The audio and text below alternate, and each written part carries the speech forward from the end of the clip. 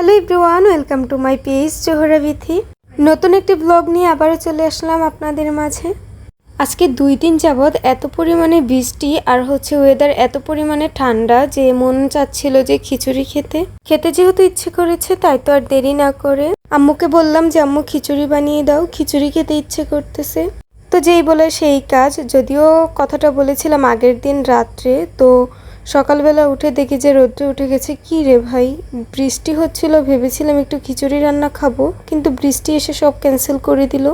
Cancel বলতে খিচুড়ি খাওয়া কিন্তু ক্যান্সেল হয় নাই, তবে বৃষ্টির দিনে খিচুড়ি খেতে কিন্তু অনেক ভালো লাগে। রোদ্রে কিংবা গরমে কিন্তু খিচুড়ি একটুও ভালো লাগে না খেতে। তো এইখানে আম্মু 2 রকমের ডাল আর চাল নিয়ে নিয়েছিল। অ্যান্ড এই চালগুলোকে কি চাল বলে সেটা কিন্তু আমি জানি না, এটা তো আপনারা দেখেই নিলেন। আর এগুলোকে ধুয়ে রান্নাতে বসিয়ে দিল। তো এখানে গরু মাংসটা বসিয়ে দিল। তেলের মধ্যে পেঁয়াজ নেড়ে তার মধ্যে আদা রসুন দিয়ে লবণ মরিচ হলুদ দিয়ে ভালোভাবে জাল করে নিয়ে প্রায় অনেকক্ষণ ভালোভাবে কষিয়ে ধুয়ে রাখা মাংসগুলো দিয়ে দিয়েছে। তারপর ঢেকে দিয়েছিল কিছুক্ষণের জন্য। একটু ভুল বলে ফেললাম, কারণ লবণটা আগে দেয়নি, লবণটা দিয়েছে মাংসগুলোকে কিছুক্ষণ কষিয়ে নেওয়ার পরে। আর এদিকে খিচুড়িতে কেটে রাখা আলুগুলোকে দিয়ে দিল। আর এখানে মাংসগুলোকে অনেকক্ষণ ভালোভাবে কষিয়ে নিয়েছে। কষিয়ে নেওয়ার পর এখানে টুকটুক করে কেটে রাখা আলুগুলো দিয়ে দিচ্ছে। প্রায় অনেকক্ষণ কষিয়েছে মাংসগুলোকে, তারপর আলুগুলোকে দিয়ে দিল। আর আলুগুলোকে দিয়ে এখন ভালোভাবে আরও নেড়ে নিল। আর এই যে এদিকে খিচুড়ির অবস্থা। তো তারপর আরও কিছুক্ষণ জাল করে নেওয়ার পর এখন মাংসতে আম্মু দেখলাম যে কাঁচা পেঁয়াজ কেটে দিয়ে দিচ্ছে কুচি করে। পেঁয়াজ দেওয়ার পর মাংসতে পরিমাণ মতো পানি দিয়ে দিয়েছে। আর পানি কিন্তু শুধু একবার দেয়নি, প্রায় 3 বার দিয়েছে। পানি দিয়ে দিয়ে কষিয়ে তারপর আবার পানি দিয়েছে। আরে আম্মু, তুমি আবার আসছো আমার ভিডিও করতে, একটু শান্তি দিবা না আমাকে? দেখো তো তুমি কত ডিস্টার্ব করতেছো আমাকে, পারো না মেরেই ফেলো গলায় টিপ দিয়ে?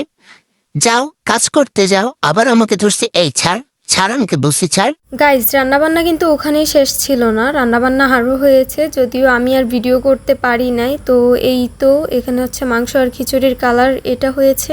দেখো কতটা লোভনীয় লাগতেছে, মনে হচ্ছে না যে এখন আবার খাই, কিন্তু এখন তো আর তা সম্ভব না। যার যার খেতে ইচ্ছে করবে তারা তাদের আম্মুকে বলে দিবা যাতে রান্না করে দেয়, তারপর তোমরা মজা করে খেয়ে নিবা।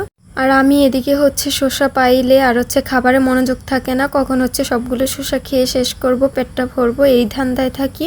তো শসা খেয়ে নিলাম। শসা খাওয়ার পর খিচুড়ি খেয়ে নিচ্ছিলাম। আর খিচুড়িটা এত টেস্টি হয়েছে কি আর বলবো, যেটা তোমরা ভিডিওতেই দেখতে পারতেছো। আর অনেক নরম হয়েছে মাংসগুলা, যার জন্য খেতে আরো বেশি মজা লেগেছে। এখন রাখি, খাওয়াটা শেষ করে তারপর আবার ফিরছি। এই আমাকে খাবার দাও, খাবার দাও না কেন আমাকে? তোমরা সবাই বসে বসে খাচ্ছ আর আমি দেখতেছি, খাবার দাও। দেখছো আমাকে আবার লোভ লাগাচ্ছে, খাবার দাও না কেন আমাকে? খাবার দাও। ও আম্মু গো, ও নানু গো, আমাকে 2টা খাবার দাও, আমার অনেক ক্ষুধা লেগেছে। তোমরাই খেয়ে নিচ্ছ সব, আমাকে দাও আগে। আবারও খাচ্ছে তোমরা? খাবার শেষ করো, খাবার শেষ করো, আমাকে দাও, আমি একটু খাই। তো খাওয়া শেষ করে একটু 7 আপ খেয়ে নিলাম। আর যারা যারা ব্রাজিলের ফ্যানরা আসো, তারা একটু করে 7 আপ খেয়ে মাথাটাকে ঠান্ডা করে নিও, যাতে এই রোদ্রে গরমের মধ্যে তোমাদের মাথা না গরম হয়ে যায়। আল্লাহ হাফিজ।